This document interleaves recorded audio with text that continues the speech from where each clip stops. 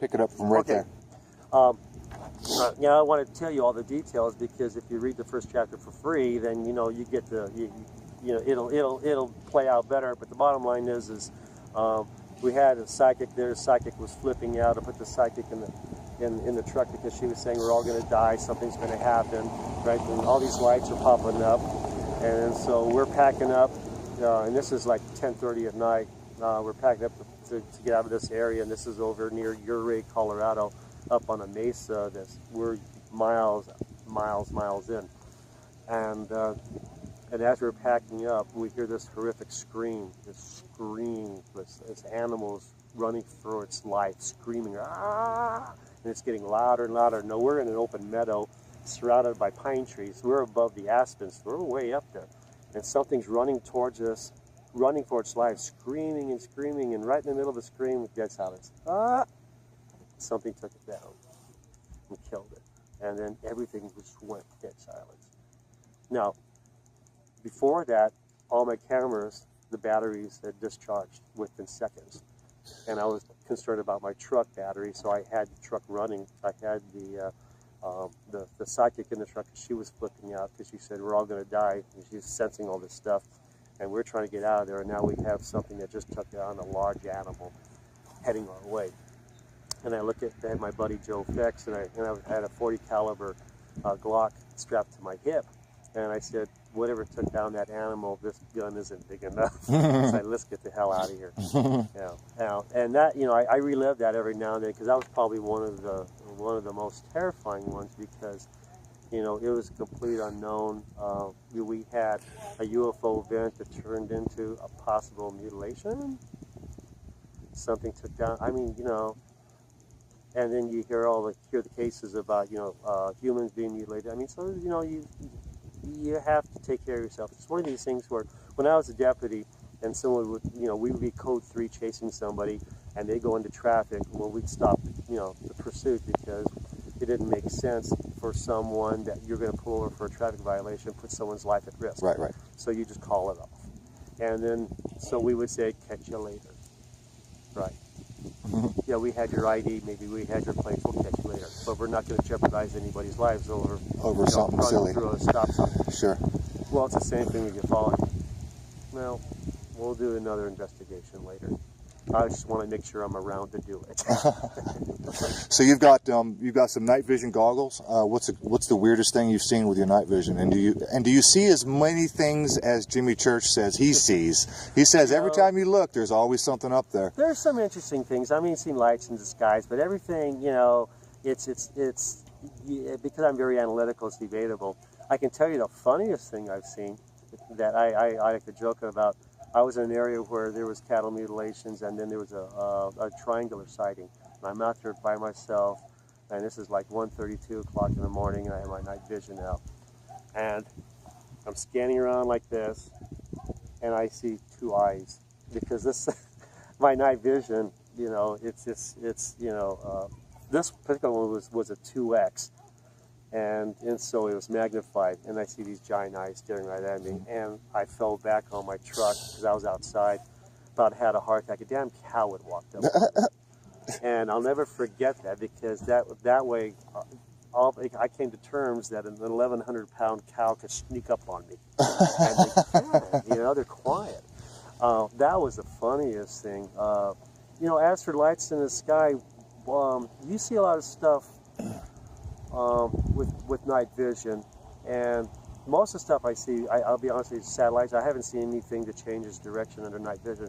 The problem is I've seen stuff, and just like everybody else that have sightings, you're not prepared. You'll see something, but you don't have your camera, and it's so quick, by the time you get your camera, it's gone. So for all your listeners out there, what I suggest, or viewers, because this is YouTube, what I suggest is if you have a sighting, and it seems like it's going to be a pretty quick sighting, right? Instead of fiddling with your camera, just absorb it. Absorb it, yeah. Wow. Watch it, remember it, and then after the sighting, make notes of it, the whole bit, because that really helps us too. Because there could be something while you're looking down trying to get the camera or your cell phone or something. You're missing the action. It could do an angle thing and gone, and you missed that part. So And we had, my sister and I, my sister Debbie's an investigator out of Missouri, we had our own sighting last year, July 3rd, and outside of Roswell. And generally, as a UFO investigator, we don't have our own sightings. We investigate other people's sightings. A couple times we're lucky and we're in areas and we get to see a sighting come back. And that's happened in Marley Woods, Missouri, because they've had these sightings that have been going on for generations. And so we were there at the right time of the season, and then we were able to experience a sighting that people have been seeing for generations. So that's kind of cool.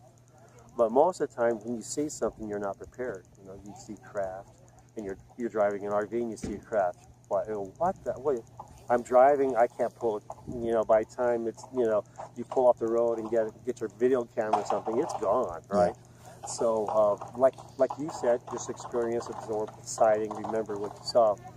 Well, on July 3rd, we had lectured in Roswell. This was last year, and it was Sunday night. And we decided, you know, we're going to let's go play with some of our equipment, and maybe go out to the dark skies. It was a new moon night, and check out the stars, and so we drive to an area about an hour outside of Roswell where there have been UFO sightings in the past.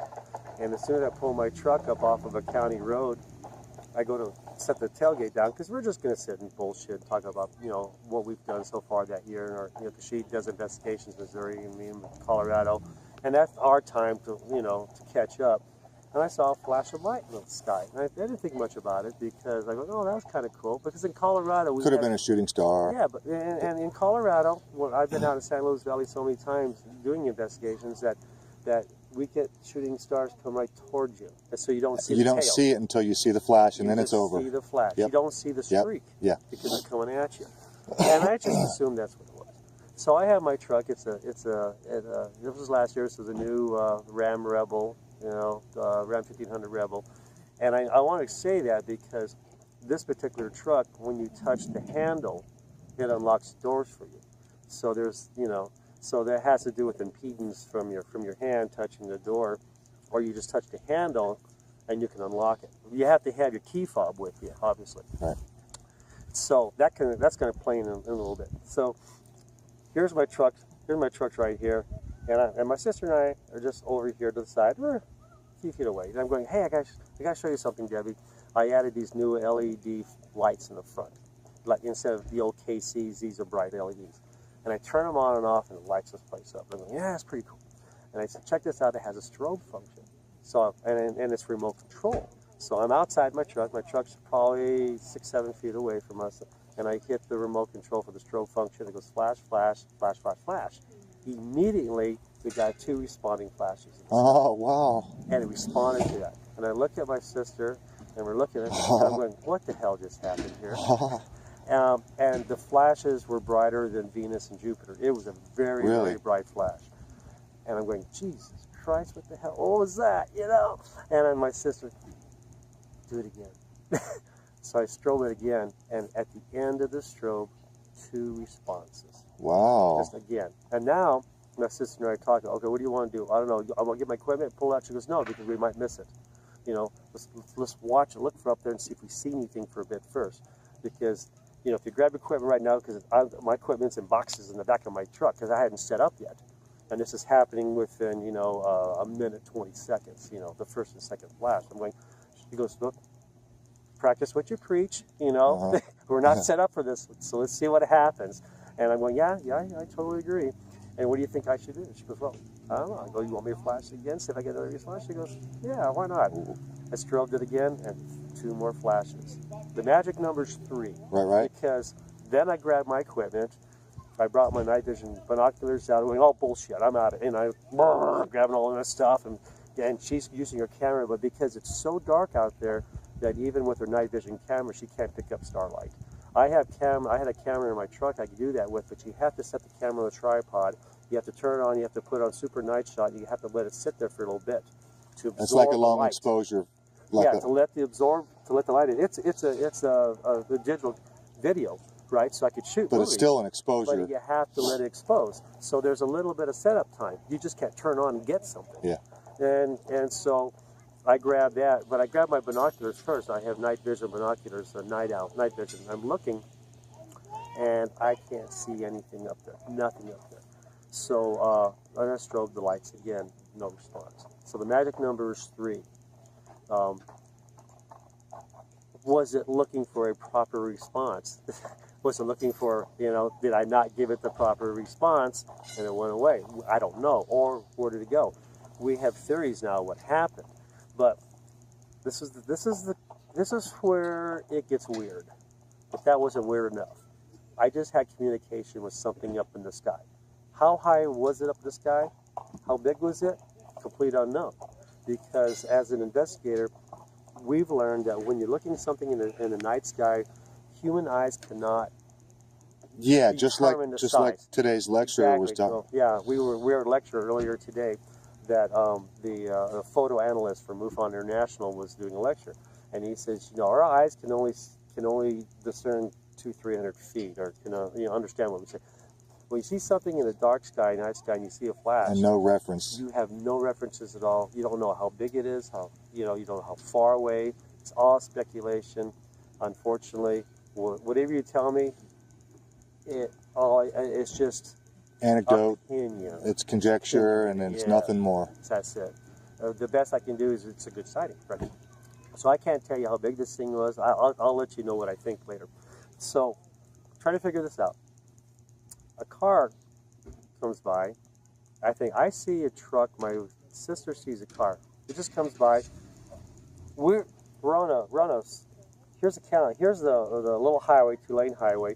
There's a county road that goes down, but it sweeps around like a little U-turn so you can get out. So I came in and came out. We're parked right there, but this county road keeps going for miles. So this car comes by, real slow past us, makes a left down county road. Instead of coming up behind us, it keeps going, goes about 1/8 of a mile, parks, and is watching us.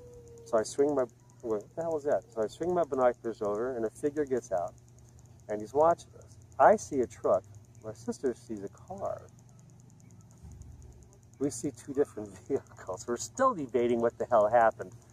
And we're both investigators, but I saw something different, and I'm still seeing something, And we talked about that afterwards. Well, what the hell's that truck? Well, it's not a truck, it's a car, and we're, what? So now we got that going on. So we're going, okay, I'm not going to argue with my older sister. Okay, fine. Because I'm all, frustrated because I just saw this light, and I got this guy staring at me. And so here's my truck. It's over here. We're looking over here behind us. We're standing over here. And we're, what the hell's going on? And the lights in my truck come on. I didn't touch it. I wasn't anywhere near it. All the inside lights came on as if something grabbed the door handle. Wow. And all the lights, and I'm looking. And you couldn't have done that with your remote, your key fob or anything? Yeah, the remote beats. If I hit it, matter of fact, you could probably hear it right here. But there's nothing on your remote that would have turned all your lights on in that way? Okay. Okay, so that's the only thing that turns on and turns off the lights is your remote. And you'll see the lights flash. And the only other thing that would control is your LED. Yeah, but when you use the remote, it flashes the headlights and the taillights. When you touch the truck, it just the interior lights. The interior lights. Okay. So the interior lights came on, and I'm going, what the hell? And then all of a sudden, the battery in my night vision went out. And I'm going, I just lost my night vision. And then coyotes started howling, and cows started mooing. It just all of a sudden, just like that, and things came alive. Well, things died. My battery died. The truck turned on. This guy's watching us over here, and then we got coyotes and cows. Now, is that all coincidence, or was something coming down? Wow. So we're going, and this is about maybe. Now this is about 40 minutes after we had the sighting. So my sister looks at me and she goes, it's time to go. Something going on, and now since then. We've had some sightings. Not we have. We've done other sightings and some other things, and we come to the conclusion that possibly what we saw, in my opinion, wasn't large craft. Balls of light can be anywhere from that big to that big. It's technology. It's nanotechnology. It could be as small as a golf ball, and when it lights up, it could be as bright as the sun. But that's technology out of our hands. And then if we didn't see where it went when it blinked out, it could have been right overhead. There's been an investigation that my sister did that you know, they actually watched a craft.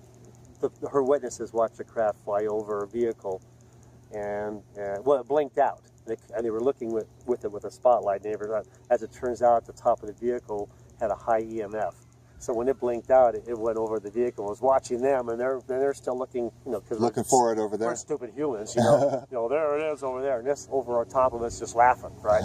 And so it could have happened to us. Whatever was out there just went zenith and was right over us. And my sister says, well, I looked up there and I didn't see anything. I go, well, you're not going to see anything that big or that big in the night sky, and you don't know how far it is. It could have only been 100 feet away. Could have been, you know, 200 yards away. But in my opinion, it was close enough to interact with us. It's not going to be a satellite. It can't interact with us with a satellite. It can't be anything that bright. Every astronomer in New Mexico would have seen that. Yeah. That was out at night. So it was something that was in close proximity, very, very close to us. And now all this stuff is happening, and we're going, okay, time to go. That's pretty exciting stuff, and that just happened last year, July 3rd. Cool. Yeah. So that was our first time that we actually had a sighting together. So it was pretty cool. Wow, very cool. Yeah. So about the 37th parallel, have you?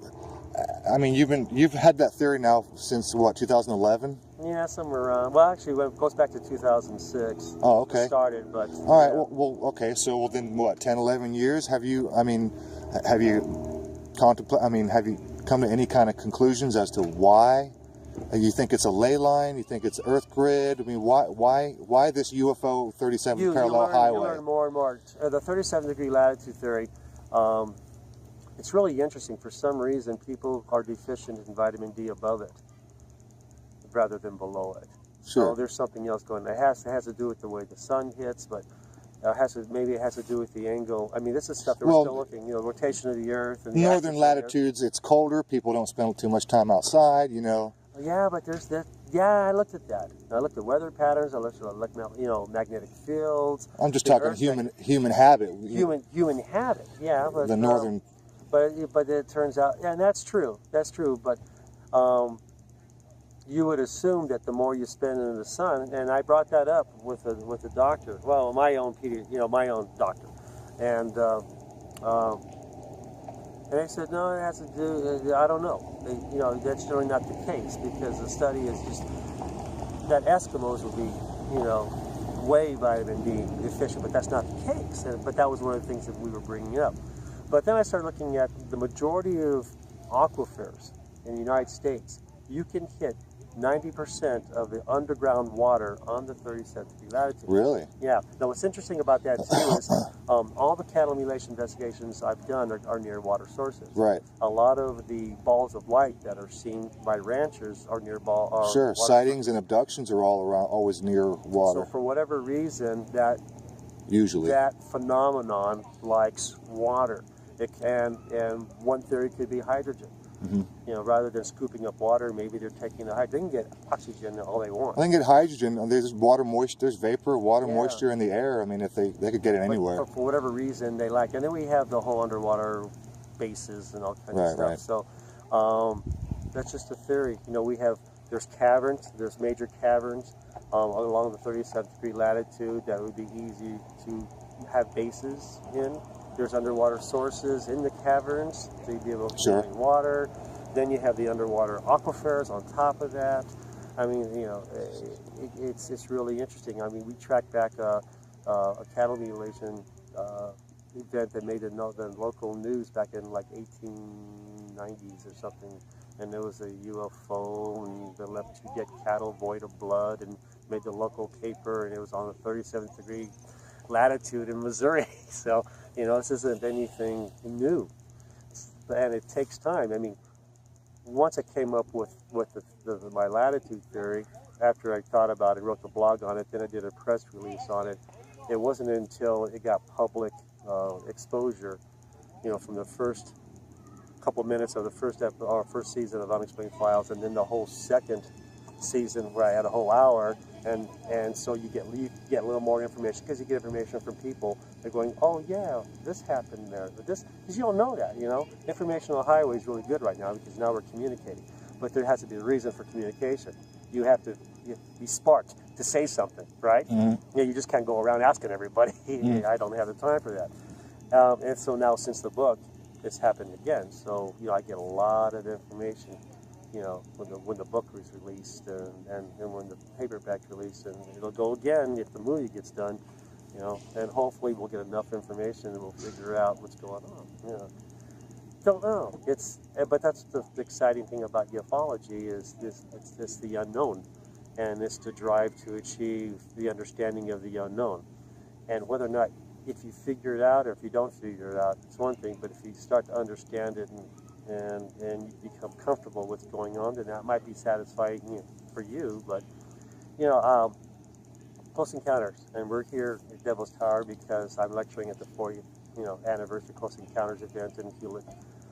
And we talked about this last night, that at the very end of the movie Close Encounters, how many would be a Richard Dreyfuss and go on the craft and leave? And a couple of investigators raised their hand, and I did. And they go, "You wouldn't leave?" And I go, "Richard Dreyfuss was a dick." That's exactly what I told the audience. I said, he left. He had a wife and 2 kids. He left. With 3 kids. That's right, 3 kids. Yeah, and he left a wife and 3 kids. Regardless if they were going through some troubling times, and maybe they would have got divorced, but he left his family. Yeah. Not only did he leave his family, but if he had parents, he left them too. So where was his priorities? His priorities were at the moment. Yeah. Oh, I want to go. Yeah. Really? Without That's even thought? Interesting point. Yeah. Yeah. And they say, well, you wouldn't have gone. I go, hell no, I wouldn't have gone. I go, my satisfaction was, I saw aliens. I saw the craft. That means that everything I've been doing is verified. Yeah, right? It's all verified right here. Now what's next? Next is the next step. Now we have aliens, and now we have a craft, and now we have this going on. So what's the next step for us? So I need to be here to start building the next step of how we're going to, keep that communication. See, that's a good, smart approach. I appreciate that a lot. But I'm just not going to, oh, yeah, see you later, and then 40 years later I come back. Right. And okay, yeah, I'll be the same age, but everybody I love is, or maybe not. My kids will hopefully still be around, but, although, if you have an ex, you may want to jump on that. Which reminds me, I got another lecture to go to. Yeah, no kidding. I want to thank you so much. Well, thank you. You've been unbelievably gracious with your time, and I thank you so much for this. No problem. And like I mentioned, I do a 3-hour talk show with some colleagues, one in Canada and one in New York, every Friday. I've got your card. I'll send you an email. I'll be in contact with you, and hopefully we can arrange a time when it's convenient for you to come hang out with us on the show. I would love to do it. And do you get call-ins too, or? It's a live YouTube hangout. So there's a live audience that we can interact with, and then it goes on my channel, and then it also gets mirrored. My colleagues mirror it on their channels, and so it gets spread around pretty well. I love it. And absolutely. I'd love to have you on, man. All right, appreciate it. Thank you so much. All right, thank you very much.